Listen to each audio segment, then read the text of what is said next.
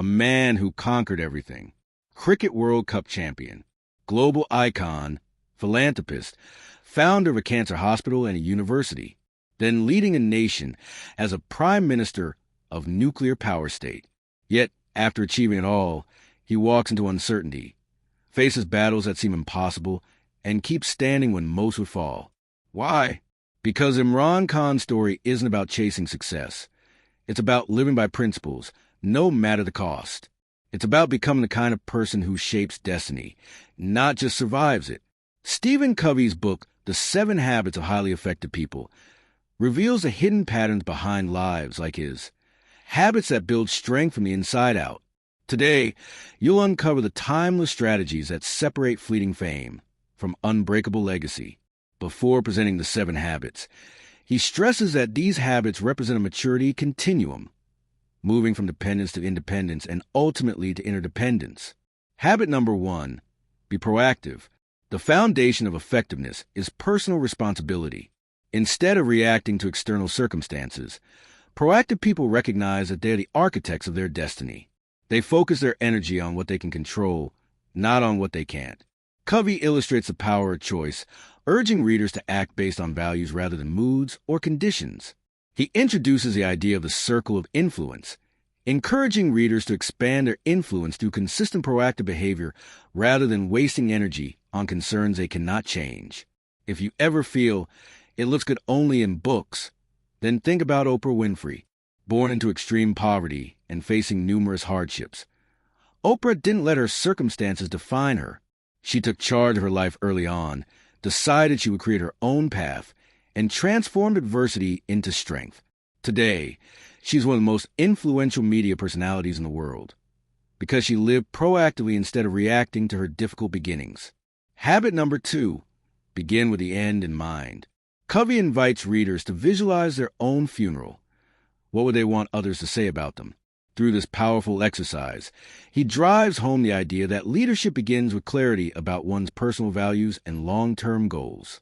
He introduces the importance of drafting a personal mission statement, a written constitution that serves as a guiding compass.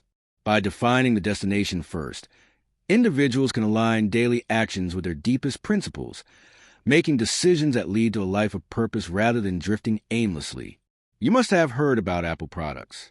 Let's talk about its founder, Steve Jobs, who was obsessed with leaving a dent in the universe. Early on, he had a vision of combining technology and art in a way that would revolutionize how people interact with machines. His clarity of purpose led to products like the iPhone and iPad, reshaping entire industries. Jobs lived every decision with the end goal in mind, not just building computers, but creating human-centric tools that empower creativity. Habit number 3, put first things first. Building upon the clarity from habit 2, Covey shifts from vision to execution. He stresses that time management isn't just about cramming more into each day, but about prioritizing what truly matters. He presents the time management matrix, distinguishing between activities that are urgent and important versus those that are just urgent. Highly effective people operate primarily in quadrant 2, focusing on long-term planning, relationship building, and meaningful work. Discipline, he insists, comes from the ability to subordinate short-term desires to long-term goals. Warren Buffett exemplifies this habit. Despite his massive wealth, Buffett still lives a highly disciplined life, focusing on long-term investments rather than chasing short-term gains. One of Buffett's famous quotes is, "The difference between successful people and really successful people is that really successful people say no to almost everything." Buffett prioritizes what matters and ruthlessly eliminates distractions. That's why he's a billionaire today. Habit number 4, think win-win. Covey highlights that most people operate from a scarcity mindset, believing that if one person wins, another must lose. In contrast, win-win thinking is rooted in an abundance mindset, the belief that there is plenty for everyone. True leadership, he explains, is about seeking mutual benefit in all interactions. It requires a foundation of character, supportive relationships, and principled agreements.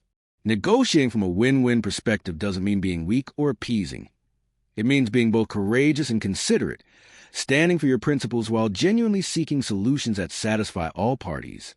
Nelson Mandela approached negotiations to end apartheid, Rather than seeking revenge after decades of injustice, Mandela worked toward a peaceful solution that allowed both white and black South Africans to coexist. He envisioned a future where everyone could win together, despite years of hostility. His win-win thinking helped avoid civil war and build a new nation. Habit number 5. Seek first to understand, then to be understood. Communication is the most important skill in life, Covey asserts, yet most people listen with the intent to reply rather than understand. He introduces a concept of empathic listening, listening to truly grasp another's point of view before presenting your own. By deeply understanding others, individuals can build trust, diffuse tension, and create real influence. Only when people feel heard and valued will they open up to hearing another perspective, making communication genuinely effective and impactful. Abraham Lincoln was a master of this. During the American Civil War, instead of dictating orders blindly, Lincoln spent long hours talking to soldiers, generals, and citizens, listening deeply to their fears and concerns. His ability to empathize helped him lead a fractured nation through one of the darkest periods in history. His leadership was based on understanding first, then influencing. One of the most striking stories Covey shares is the powerful emotional bank account metaphor. He compares relationships to a financial bank account. You make deposits through kindness, honesty, keeping commitments, and active listening. But when you betray trust or show disrespect, you make withdrawals. If the balance runs low, even small offenses can damage the relationship. Covey tells a story of a father who struggled to connect with his son. He realized that he had been making constant withdrawals by criticizing and controlling him. It wasn't until the father truly listened and tried to understand his son, without judgment, that trust began to rebuild. Seek first to understand, then to be understood became the turning point, not just in their communication, but in healing the relationship. This principle isn't just about personal effectiveness. It's about becoming the kind of person others want to work with, live with, and trust deeply. Habit number 6. Synergize. Synergy is about valuing differences, recognizing that the whole is greater than the sum of its parts. Covey describes synergy as a pinnacle of interpersonal effectiveness, where creative cooperation leads to solutions better than any individual could devise alone. True synergy requires trust, open-mindedness, and a willingness to embrace different viewpoints. When people operate in a spirit of mutual respect and collaboration, they can unlock hidden potentials and achieve breakthroughs that are impossible through independent effort. Look at how the Beatles created music. Individually, each member, Lennon, McCartney, Harrison, and Starr, had talent, but together, they created something far greater than the sum of their parts. Their creative differences actually fueled legendary songs that revolutionized music worldwide. Without synergy, the Beatles would have been just another band. Habit number 7. Sharpen the saw. The final habit is about self-renewal. Covey warns that without constant renewal, even the most disciplined individuals will eventually burn out. Sharpening the saw means investing in 4 areas of life: physical, exercise, nutrition, rest, social/emotional, relationships, service, mental, education, reading, critical thinking, and spiritual, prayer, meditation, values. Renewal keeps people fresh, revitalized, and capable of continued growth. It's a lifelong investment in oneself that ensures ongoing effectiveness and balance. Cristiano Ronaldo is a perfect embodiment of this habit. Despite being one of the greatest footballers of all time, Ronaldo never stopped working on himself.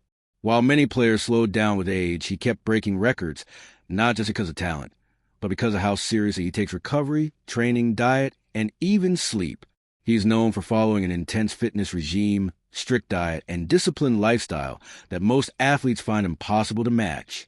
Ronaldo doesn't just play to win. He prepares to win, sharpening his saw every single day. That's why at nearly 40, he still competes like he's in his prime. His secret? Relentless self-renewal. Covey concludes by reminding readers that the journey to effectiveness is not a one-time event, but an ongoing process. True mastery comes through consistent practice of these 7 habits, rooted in deep internal change rather than superficial fixes. He leaves readers with a final challenge.